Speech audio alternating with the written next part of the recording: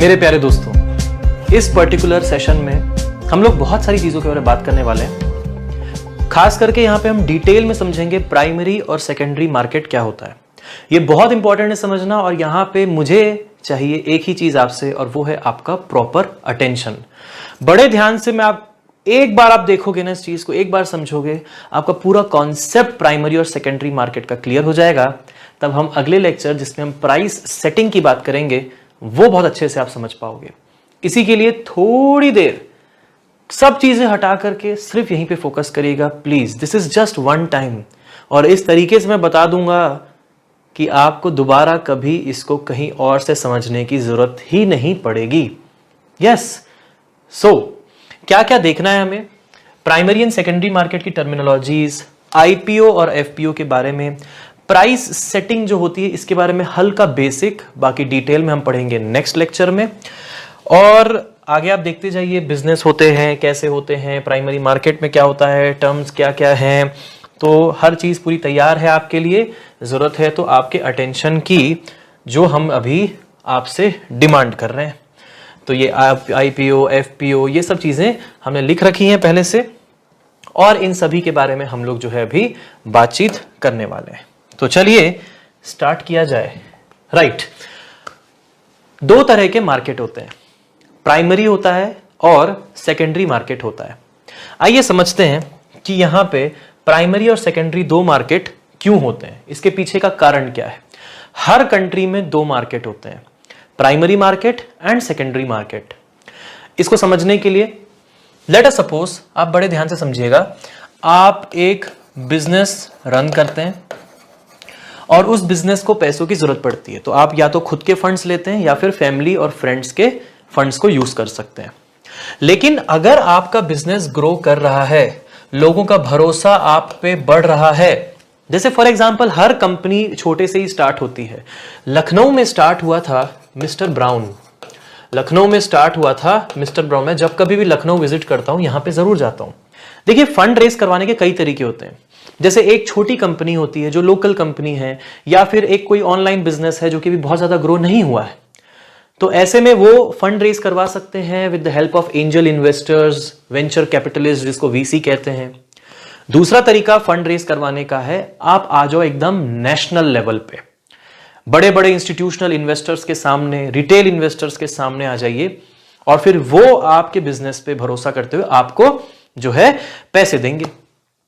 आज की डेट में मिस्टर ब्राउन इस तरीके से पब्लिक में नहीं आ सकता, क्योंकि इस मिस्टर ब्राउन को अभी एक्सपैंड कर रहा है, बहुत शानदार ब्रांड है, इनके प्रोडक्ट्स बहुत अच्छे हैं, लोग बिलीव करते हैं, रेगुलरली जाते हैं, प्रमोट करते हैं।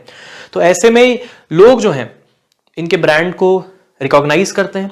ये लखनऊ, न्यू दिल्ली, आगरा एक्सपैंड कर रहा है, यूपी और दिल्ली एनसीआर रीजन में। हो सकता है धीरे धीरे और आगे एक्सपैंड करे।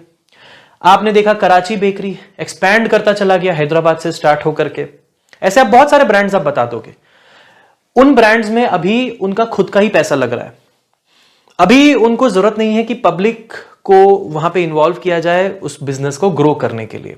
अभी उनका खुद का ही पैसा लग रहा है उन बिजनेसेस में। तो बात समझिएगा, जब एक बिजनेस बहुत बड़ा हो जाता है, जब उसको खुद के पैसे अगर आपके पास हैं तो उससे काम नहीं चल पाता, रिलेटिव्स, फ्रेंड्स, फैमिलीज, इनसे आप पैसे लोगे तो बहुत ज्यादा सब्सटेंशियल अमाउंट में आपको नहीं मिल पाता। तो ऐसे में होता यह है कि यही जो बिजनेस होते हैं ये मांगते हैं पैसे पब्लिक से मांगते हैं, या फिर जो इंस्टीट्यूशंस होते हैं उनसे पैसे मांगते हैं। अब ये डायरेक्टली ना जाकर के एक रेगुलेटरी बॉडी के थ्रू जाते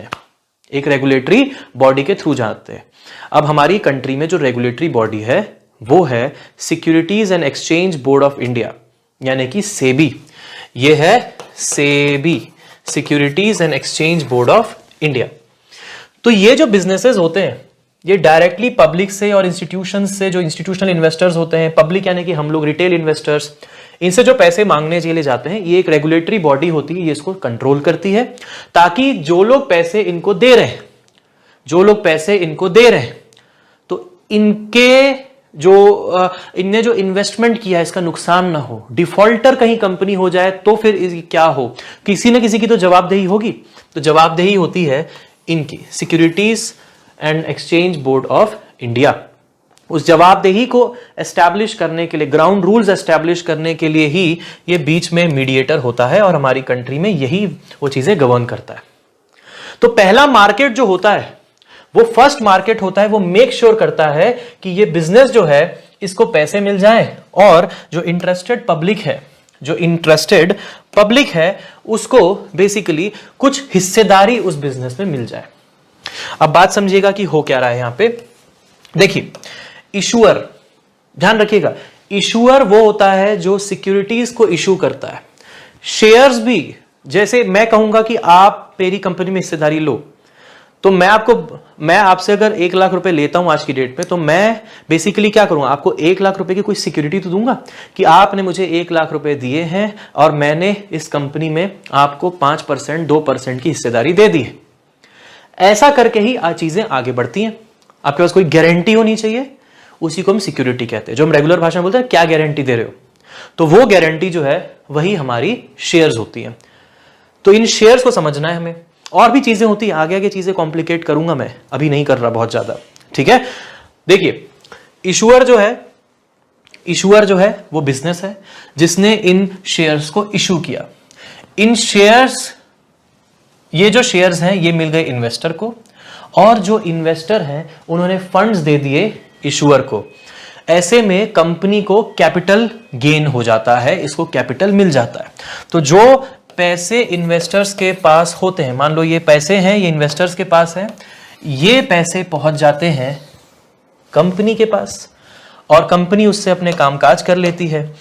और जो सर्टिफिकेट्स होते हैं, जो इशूअर सर्टिफिकेट्स होते हैं, जैसे कि शेयर्स वगैरह होते हैं, तो ये जो शेयर्स होते हैं ये पहुंच जाते हैं हमारे इन्वेस्टर्स के पास। तो इस तरीके से ये प्राइमरी जो मार्केट होता है ये फंक्शन करता है। प्राइमरी मार्केट जो कंट्रोल होता है वो सेबी के रूल्स से गवर्न किया जाता है। सेबी किसी भी कंपनी को ऐसे पब्लिक में आने नहीं देती, उसके लिए पूरा रेशोज हम आगे पढ़ेंगे, कौन कौन से रेशोज देखे जाते हैं, ठीक है। Debt equity ratio, P/E ratio, बहुत सारे रेशोज आगे हम लोग पढ़ेंगे। तो उनको वो देखती है, तब जाके वो जो सेबी है वो अप्रूव करती है। प्राइस कैसे सेट होती है, कितने रुपए में बर्गर किंग के शेयर आएंगे, वो कैसे पता चलेगा। एग्जाम्पल दे रहा हूं बर्गर किंग का, कुछ टर्म्स हैं। जब हम कहते हैं कोई कंपनी जा रही है पब्लिक, गोइंग पब्लिक, जब हम कहते हैं गोइंग पब्लिक, पब्लिक जा रही है कंपनी, इसका मतलब क्या है। इसका मतलब यह है कि अब उस कंपनी में सिर्फ जो प्रोमोटर थे, प्रोमोटर जब भी वर्ड यूज होगा बड़े ध्यान से समझिएगा, प्रोमोटर मतलब यूजुअली वो लोग होते हैं जिन्होंने सबसे पहली बार बिजनेस को स्टार्ट किया था। आप इनिशिएटर या प्रोमोटर हो उस बिजनेस के, जो आप उस बिजनेस को प्रमोट, आगे बढ़ाना चाहते हो, क्योंकि वो आपका बिजनेस है। तो promoter usually refers to those people और ग्रुप ऑफ पीपल और single person may be who has started the business and wants to promote it. That is the promoter. Also, promoter is a shareholder also. Right. So, going public का मतलब क्या होता है कि वही promoters अब public के सामने आते हैं और public से पैसे लेकर के उनको बदले में shares, या मैं in general में कहता हूं shares ही नहीं, मैं कहूंगा securities provide कराते हैं कि आपने हमें पैसा दिया है, ये है securities, या आप इसको guarantees भी कह सकते हैं, securities या गारंटीज। जो प्राइमरी मार्केट होता है ना, उसको न्यू इशू मार्केट भी कहा जाता है। न्यू इशू मतलब जो सबसे पहली बार जब कंपनी मार्केट में उतरी है पैसे लोगों से गेन करने के लिए, तो ये नया इन्होंने इशू रिलीज किया है, नए सिक्योरिटीज रिलीज किए हैं इस मार्केट में, इसलिए इस प्राइमरी मार्केट को न्यू इशू मार्केट कहा जाता है। इस न्यू इशू मार्केट को कंट्रोल या इसमें इन्वेस्टमेंट होगा नहीं होगा कौन कंट्रोल करता है, ये सेबी कंट्रोल करता है और वेरियस ब्रोकर्स होते हैं।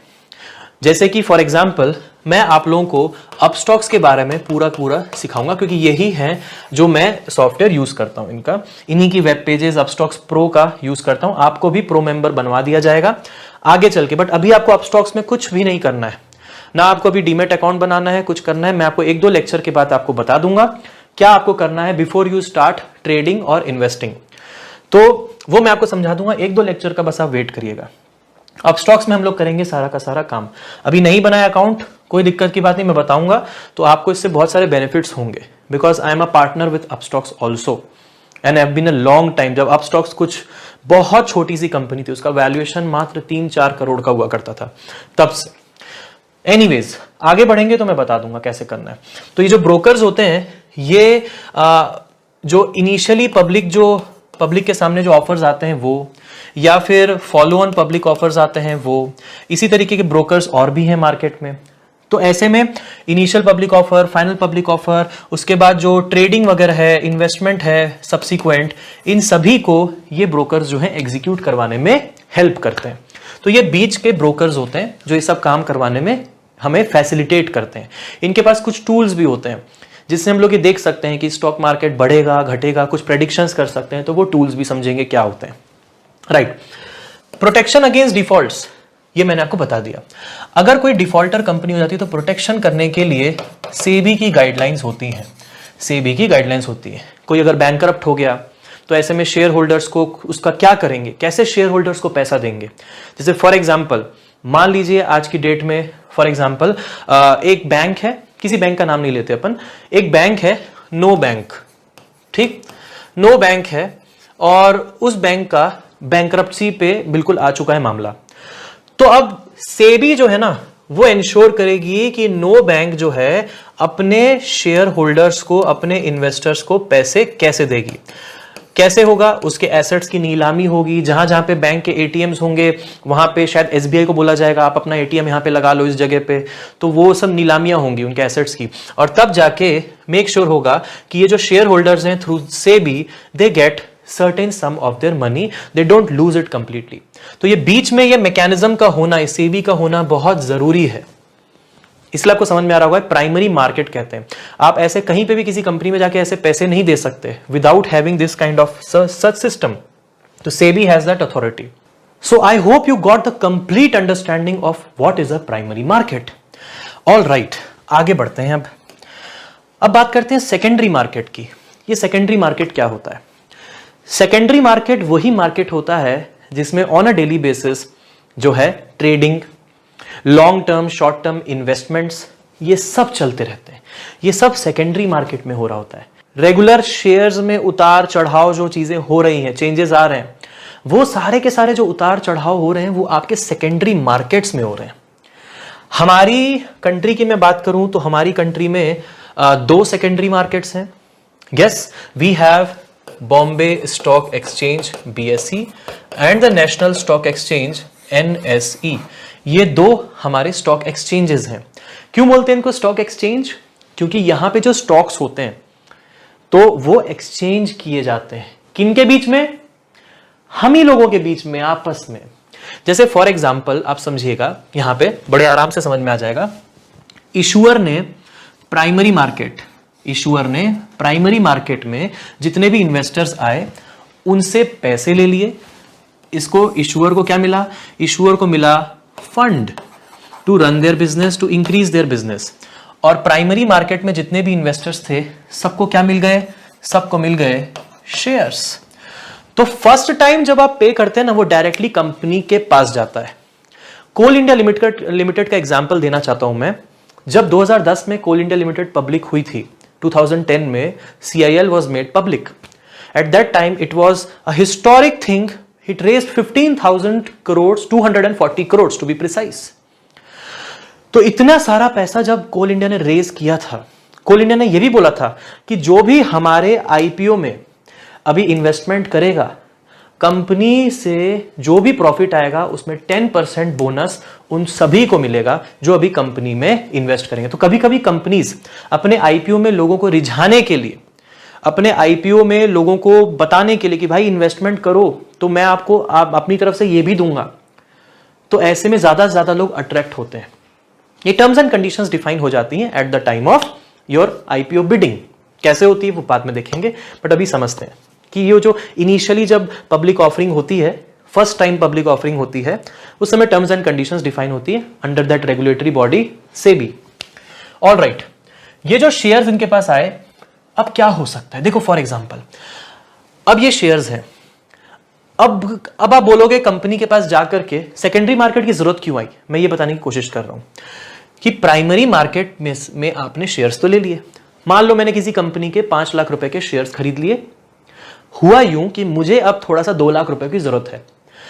अब मैं डायरेक्टली कंपनी के पास जाकर के बोलूंगा कि भाई मुझे 2 लाख रुपए की जरूरत है, आप एक काम करो 2 लाख रुपए का अपना सर्टिफिकेट ले लो और मेरे को मेरे 2 लाख रुपए दे दो, मैं आपके पास सिर्फ 3 लाख रुपए ही इन्वेस्ट कर सकता हूं। कंपनी बोलेगी आपने फंड दिया था, मैंने तो यूज कर लिया, अब क्या करें? वहीं पे जो है आता है सेकेंडरी मार्केट। सेकेंडरी मार्केट देश को चलाने के लिए भी एक बहुत बड़ा योगदान देता है। ये जो शेयर मार्केट्स होते हैं, बीएसई, एनएसई, ये सारे के सारे सेकेंडरी मार्केट्स होते हैं और यहीं पे हो रही होती है इन्वेस्टर्स के साथ लेन देन की प्रक्रिया।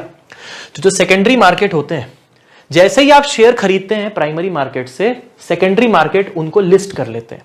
जैसे मैंने 5 लाख का शेयर खरीदा, आपने 1 लाख का किसी कंपनी का, किसी ने 50,000 का, किसी ने 2500 रुपए का, ये सारे के सारे यहां पे लिस्ट हो जाएंगे। मतलब इनके कंप्यूटर डेटा में सारी की सारी चीजें फीड कर दी जाएंगी। ये सारे के सारे ब्रोकर्स, जैसे मैंने अभी आप स्टॉक्स का नाम बताया, इस तरीके से सारे ब्रोकर्स के पास से इंफॉर्मेशन डिसिपेट हो जाएगी। तो ऐसे में वो ब्रोकर्स को भी मालूम रहेगा रेगुलरली क्या कौन कहां बेच रहा है, खरीद रहा है, बेच रहा है, खरीद रहा है, कितना अप जा रहा है, कितना डाउन जा रहा है, क्यों अप क्यों डाउन जाता है, वो अभी देखेंगे थोड़ी देर में। तो जो सेकेंडरी मार्केट में इन्वेस्टर्स जो होते हैं ना, वो आपस में ही शेयर्स को एक्सचेंज कर रहे होते हैं। ऐसे में होता यह है कि कंपनी के फंड में ना कोई बढ़त होती है, ना ही कोई गिरावट आती है। कंपनी के फंड में जो बढ़त होती है वो सिर्फ और सिर्फ ये इस दौरान होती है जब वो अपना आईपीओ लॉन्च करते हैं, तब डायरेक्ट कंपनी को पैसे मिलते हैं। लेकिन जब हम शेयर्स को इन स्टॉक एक्सचेंजेस में ट्रेड कर रहे होते हैं, उसमें कंपनी को कोई पैसा नहीं मिल रहा होता। जो इशूअर है वो अपनी कंपनी, याद है ना, तो उसको कोई पैसा नहीं मिल रहा होता।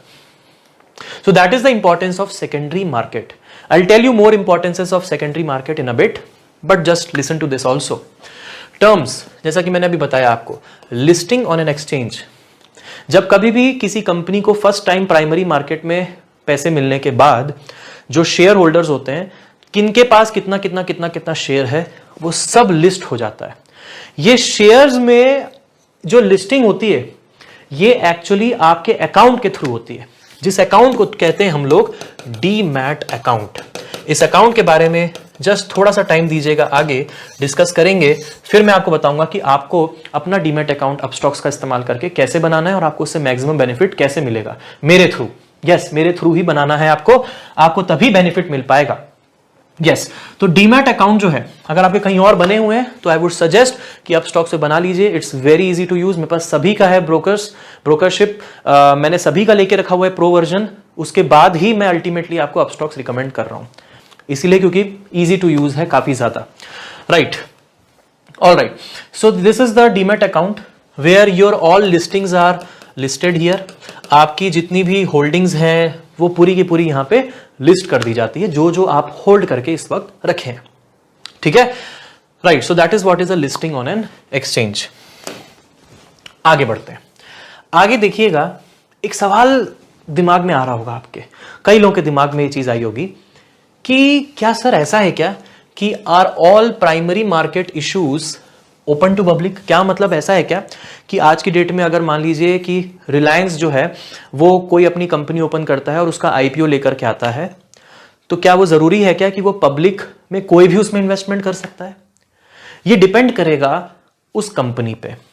जैसे एग्जांपल के लिए मैंने रिलायंस लिया, तो ये डिपेंड करेगा रिलायंस पे कि वो अलाउ करता है या फिर नहीं करता है। तो और are all primary market issues open to public? The answer is no. So what are the various ways? What are the types of issues in a primary market? This is the question. Question ये है कि what are the various issues in a primary market? Primary market में issue. Issues का मतलब वही securities. Issue किया आपने, अरे बुक इशू करा दिया आपने, इसी को हम लोग यहाँ पे issues कहते हैं. So what are the various types of issues in a primary market? तो इश्यूज का मतलब ये मत समझिएगा समस्या। जनरली हम समझते हैं इशू का मतलब समस्या है, कोई इशू है मेरे साथ, ऐसा नहीं है। इशू मतलब वो जो बुक इशू कराई हमने, राइट, ये इशू कराया, वो इशू कराया, वैसे ही यहां पे इशू है ये। ठीक है, इशूअर जो कंपनी है उसने इशू की कोई ना कोई सिक्योरिटी, ऐसा समझिएगा।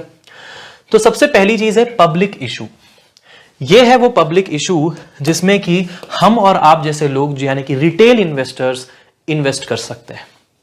हम और आप जैसे लोग, हम लोग इसको खरीद सकते हैं और उसके बाद फिर इसको हम लोग ट्रेड भी कर सकते हैं। तो ये जो पब्लिक इशू होते हैं, दो तरह के होते हैं, एक होता है आईपीओ और एक होता है एफपीओ। एक होता है आईपीओ और एक होता है एफपीओ। तो दोस्तों, IPO stands for initial public offer, public offer दोनों में कॉमन, और FPO stands for follow on public offer, follow on public offer. कभी किसी कंपनी का आईपीओ भी आ सकता है, कभी किसी कंपनी का एफपीओ। एफपीओ भी बहुत कंपनियों के आते ही रहते हैं, हर महीने आप देखेंगे तीन चार कंपनियों के एफपीओ भी आते रहते हैं।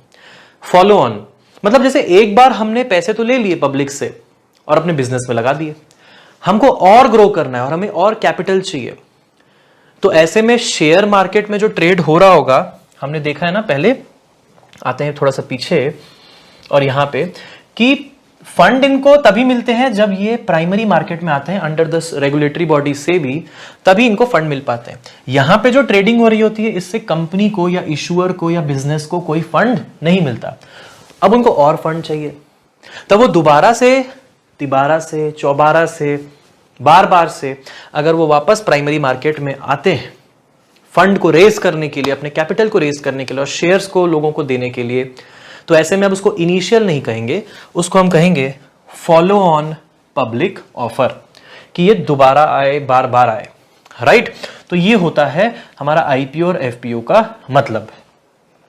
तो ये एक तरीका हो सकता है टाइप्स ऑफ इश्यूज में। एक पब्लिक इशू हो सकता है कि आइए सभी के सभी कोई भी आ सकता है और यहां पे शेयर्स हमारे ले सकता है। प्राइवेट इशू, प्राइवेट इशू होता है कि अगर हम किसी एक पर्टिकुलर सेट ऑफ इंस्टीट्यूशंस को ही इनवाइट कर रहे हैं, जो कि हो सकता है कि बड़े बड़े फंड लेकर के बैठे हों और उनको एक बार में फंड जो है इन्हीं से मिल जाए, तो ऐसे में हम प्राइवेट इश्यूज जो है अलाउ कर सकते हैं, जहां पे पब्लिक को राइट नहीं होगा, रिटेल इन्वेस्टर को राइट नहीं होगा इन्वेस्ट करने का, लेकिन ये जो प्राइवेट जो प्लेयर्स होंगे, जो मैंने आपको इंस्टीट्यूशनल इन्वेस्टर्स के बारे में लास्ट लेक्चर में बता दिया, वो लोग यहां पे इन्वेस्टमेंट करते हैं। इसके अलावा तीसरे टाइप का इशू होता है राइट्स एंड बोनस इशू। इसको अपन लोग थोड़ी डिटेल में डील करेंगे आगे वाले लेक्चर में। Alright, rights and bonus issue ये तीसरे तरीके का होता है। Alright, so these are the types of issues in your primary market. आगे बढ़ते हैं। आईपीओ और एफपीओ के बारे में मैंने आपको बताया। आईपीओ के बाद क्या, व्हाट आफ्टर आईपीओ, आईपीओ के बाद होता क्या है, बात समझिएगा बड़े ध्यान से। So after IPO not only the initial promoters, मतलब जो ओनली जो स्टार्टिंग में जो बिजनेस ओनर्स थे जिन्होंने स्टार्ट किया था, तो उनको हम प्रमोटर्स कहते हैं। वही नहीं, जितने लोगों ने इन्वेस्ट किया है, जो इन्वेस्टर्स हैं, वो सारे के सारे अब बन जाते हैं combinedly share holders of the company. ये सारे के सारे बन जाते हैं share holders of the company. यही जो इन्वेस्टर्स होते हैं बाद में अपने सेकेंडरी मार्केट में जाके ट्रेड करते हैं, और ये जो शेयर होल्डर्स होते हैं ये चेंज होते रहते हैं। तो ये जो इन्वेस्टर्स हैं, ये जरूरी नहीं कि हमेशा वही हों। इनिशियली तो उन्होंने इन्वेस्ट करके डायरेक्टली पैसे दे दिए, लेकिन इसके बाद जब ये लोग ट्रेड करेंगे, ये लोग जब ट्रेड करेंगे मार्केट में बाकी इन्वेस्टर्स के साथ, ट्रेडर्स के साथ, तो ऐसे में ये लोग बदलते रहते हैं। कभी 100 लोग ये थे, कभी 100 लोग दूसरे हो गए, तो वो मार्केट में ट्रेडिंग वगैरह चलती रहती है। क्यों होती है ट्रेडिंग, वो मैंने आपको बताया। राइट, ये जो आईपीओ होता है ना दोस्तों, ये दो तरीके का होता है। एक होता है फ्रेश इशू, एक होता है ऑफर फॉर सेल। एक होता है फ्रेश इशू, एक होता है offer for sale. Fresh issue में नए शेयर्स कंपनी के यहां पे मार्केट में लाए जाते हैं। तो फ्रेश इशू जो होते हैं वो नए शेयर्स होते हैं, जिससे बिजनेस को कैपिटल मिलता है, इसका कैपिटल बढ़ता है। और जो परसेंटेज शेयर होल्डिंग होती है, जैसे अभी की वैल्यू, जो कंपनी की टोटल वैल्यू है, तो उसका 10% के अगर शेयर्स जो हैं उन्होंने मार्केट में फ्लोट अराउंड करा दिए, तो अभी जो परसेंटेज शेयर होल्डिंग होगी वो कम हो जाएगी उस ओनर की। तो जो एग्जिस्टिंग ओनर है उसकी परसेंटेज शेयर होल्डिंग हो जाती है कम। जब गवर्नमेंट ऑफ इंडिया, जो पीएसयूज हैं, इस तरीके से जो भी गवर्नमेंट इंस्टीट्यूशंस हैं, इनको मार्केट में लेकर के आती है, तो गवर्नमेंट की जो शेयर होल्डिंग होती है, जो एग्जिस्टिंग शेयर होल्डिंग होती है, वो रिड्यूस कर जाती है। तो आईपीओ के बाद percentage share holding of your existing promoters reduce, because वो बढ़ने लग जाता है बाकी लोगों में भी। ऑफर फॉर सेल की अगर बात करते हैं हम, ऑफर फॉर सेल आपने ये भी सुना होगा कि डायरेक्टली सेल कर दी जाती है, कंपनियां डायरेक्टली खरीद लो भाई। तो यहां पे कोई नए शेयर्स मार्केट में नहीं लाए जाते, यहां पे अंदर ही अंदर कंपनी का वो जो है बंटवारा या फिर अंदर ही अंदर कंपनी को बेचना वो सब हो जाता है। तो यहां पे कोई नए शेयर नहीं लाए जाते। इसमें कैपिटल ऑफ कंपनी में कोई चेंज नहीं होता, कैपिटल ऑफ कंपनी ज्यों का त्यों रहता है। No change, I would say, I will simply write down no change in the capital of the company. मतलब आज की डेट में फॉर एग्जांपल कोई एक कंपनी ले लेते हैं BEL, अगर BEL को ऑफर फॉर सेल में रखा गया है तो इसका मतलब यह है कि डायरेक्टली खरीद ली जाएगी ये कंपनी और कोई और ही इसकी ओनरशिप ले लेगा, चाहे वो 10% हो या 15% हो या वो 50% हो या 100% हो, कोई और ही इसकी पूरी कमान अपने हाथ में ले लेगा। कंपनी के कैपिटल में कोई भी चेंज नहीं आएगा, कंपनी के पास उतना ही कैपिटल रहेगा। तो जो परसेंटेज शेयर होल्डिंग होती है जिसने ऑफर किया है, जैसे एक कंपनी के बहुत सारे शेयर होल्डर्स हो सकते हैं, तो जैसे फॉर एग्जांपल मान लो कि मैं एक कंपनी है, उसमें मेरी हिस्सेदारी है 50% की, मैंने बोला मेरी 50% में से मैं 25% किसी को देना चाह रहा हूं, तो वो 25% के मैंने शेयर्स रिलीज करा दिए, तो ऐसे में जिसने ऑफर किया है उसकी परसेंटेज शेयर होल्डिंग रिड्यूस हो जाएगी। जिन्होंने नहीं ऑफर किया है, मान लो 50% मेरे किसी पार्टनर की है, उसने बोला कि नहीं मुझे अपने शेयर्स नहीं बेचने, तो उस जिसने ऑफर नहीं किया है उसकी शेयर होल्डिंग में कोई चेंज नहीं आता है। तो ये पब्लिक के पास न जा करके हम लोग कोई नए शेयर्स यहां पे मार्केट में नहीं करते, यहां पे सिर्फ कंपनी जो है डायरेक्टली किसी को सेल कर देते हैं। एक परसेंटेज भी हो सकता है, पूरी कंपनी भी हो सकती है। जब हम लोग शेयर मार्केट की बात करते हैं तो हमारे काम के होते हैं ये फ्रेश इश्यूज, हमारे काम के होते हैं IPO से रिलेटेड, और फिर फॉलो ऑन जो पब्लिक इश्यूज होते हैं वो भी अपने काम के होते हैं as retail investors, FPO। All right, so this is what after FPO। Let's move ahead. FPO, IPO के बाद जैसा कि मैंने आपको बताया FPO होता है। तो FPO जब कोई कंपनी ला रही है ना, that company is already listed in the stock exchange. जो स्टॉक एक्सचेंजेस हैं आप जानते हैं, हमारी जो सेकेंडरी मार्केट है वो दो हैं, बॉम्बे स्टॉक एक्सचेंज और नेशनल स्टॉक एक्सचेंज। सो यहां पे बात समझना, BSE और NSE जो है इतनी बड़ी बड़ी संस्थाएं हैं जो कि पूरे देश के अर्थव्यवस्था को गवर्न करती हैं आज की डेट में। तो यहां पे बात समझ में आ रही है आपको कि BSE और NSE किसी कंपनी के लिए कैपिटल रेज नहीं करती है। They do not raise capital for the company. BSE और NSE बस ऑलरेडी जो एग्जिस्टिंग शेयर होल्डर्स होते हैं उनके स्टॉक्स को ट्रेड कराने में हेल्प करती है। तो ये सेकेंडरी मार्केट फिर इतना जरूरी क्यों हो गया? जब ये कंपनी की हेल्प नहीं कर रहा है, जब कंपनी को ये पैसे नहीं दे रहा है, regular day to day trading हो रही है, इंट्राडे ट्रेडिंग हो रही है, इन्वेस्टमेंट लोग कर रहे हैं, कभी शॉर्ट टर्म कभी लॉन्ग टर्म, कंपनी के पास नहीं जा रहे इसके पैसे। So why this secondary market is important? Understand, there is a very very strong importance, benefit there is to issuers. Issuer मतलब कंपनी जिसने इशू किए थे इनिशियली शेयर्स IPO और FPO में। बेनिफिट उनको क्या है? उनको बेनिफिट ये है कि अगर कंपनी अच्छा परफॉर्म करेगी, अगर कंपनी अच्छा परफॉर्म करेगी तो ऐसे में लोग उसमें ट्रेडिंग ज्यादा करेंगे। प्राइस सेटिंग कैसे होगी वो बाद में, अभी इसके बाद बात करेंगे। प्राइस कैसे सेट होती है आपके दिमाग में चल रहा होगा, चलना भी चाहिए, अच्छी बात है। बेनिफिट टू इशूअर्स ये होता है कि लोगों के जो सेंटिमेंट्स होते हैं कंपनी के लिए वो यहां पे दिखाई पड़ते हैं। कोई कंपनी अच्छा परफॉर्म करती है तो इसके सेंटिमेंट्स पॉजिटिव होने लग जाते हैं, कोई कंपनी अच्छा परफॉर्म नहीं करती है, सेंटिमेंट्स नेगेटिव। कोई कंपनी के डिसीजंस जो होते हैं वो सही नहीं होते, मान लो किसी ने कोई गलत CEO चुन लिया, तो ऐसे में कंपनी के शेयर प्राइसेस डाउन होने शुरू हो जाएंगे, गलत CEO की वजह से, गलत डिसीजन ऑफ द कंपनीज की वजह से। तो कंपनी में जो टॉप मैनेजमेंट का हर एक एक्ट जो होता है, ये जो होता है लोगों के सेंटिमेंट्स को अफेक्ट करता है। तो कंपनी को जो डिसीजंस लेने हैं अपनी कंपनी को चलाने के लिए, बिजनेस को जो डिसीजंस लेने हैं, वो डिसीजंस सही वे में लेना, ये वहां के उनके खुद के शेयर प्राइसेस से वो समझ पाते हैं। गोदरेज के शेयर्स बढ़ गए जैसे ही सीतापति जी ने, जो हिंदुस्तान यूनिलीवर के CEO थे, उन्होंने जैसे ही गोदरेज की कमान संभाली, एक स्ट्रॉन्ग लीडरशिप के प्रेजेंस में एक ही दिन में शेयर प्राइसेस शूट अप कर गए।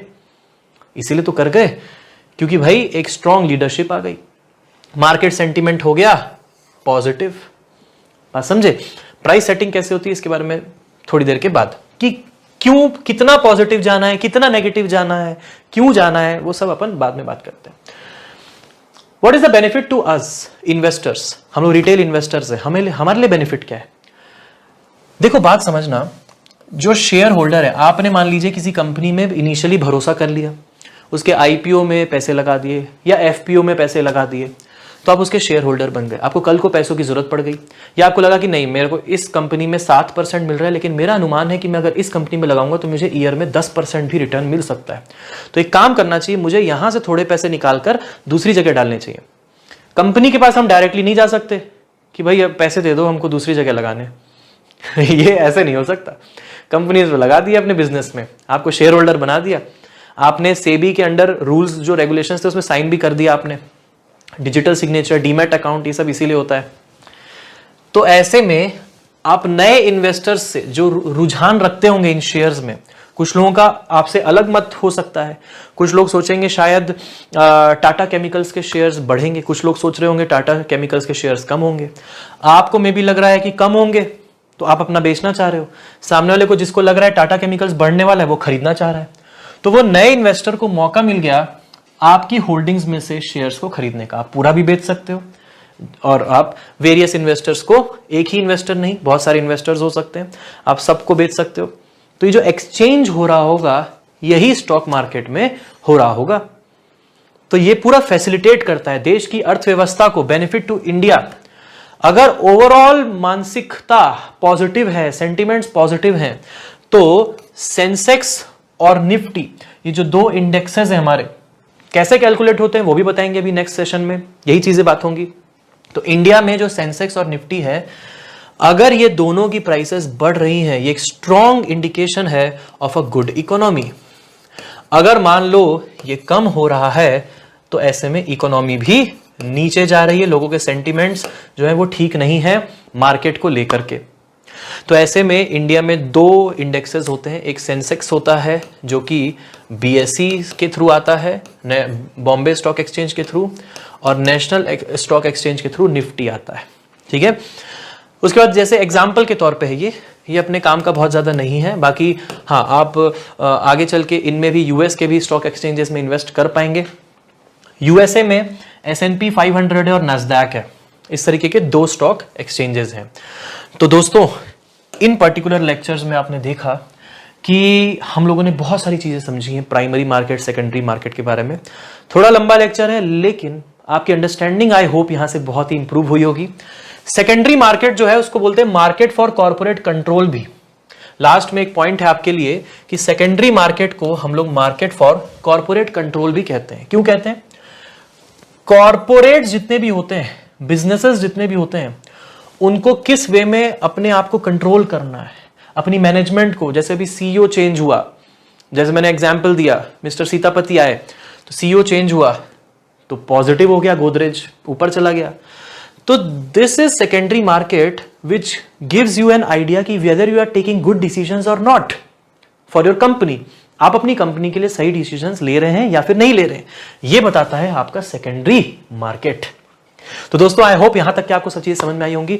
एक रिक्वेस्ट मैं आपसे यहां पे जरूर करने वाला हूं कि आप जो है इस कोर्स को जरूर से, आप जो है इस कोर्स को जरूर से लोगों को रिकमेंड करिए, लोगों को बताइए कि हम इतनी मेहनत कर रहे हैं यहाँ पे, आपको चीजें समझ में आ रही हैं, आप पहले से ज्यादा नॉलेजेबल फील कर रहे होंगे खुद को, चीजों में कॉन्फिडेंस आ रहा होगा, और धीरे धीरे लेवल बढ़ाऊंगा मैं। बहुत मेरे को भी जल्दी नहीं है, आप भी जल्दी में मत रहिए, धीरे धीरे लेवल बढ़ाएंगे लेकिन अच्छे से सीखेंगे। अगले लेक्चर में आपके मन की सबसे बड़ी बात, जो आपके मन में हलचल है, प्राइस सेटिंग, कैसे प्राइस सेट होती है, उसके बारे में अपन थोड़ी टेक्निकल बातें करेंगे। बहुत बहुत शुक्रिया। जय हिंद, वंदे मातरम।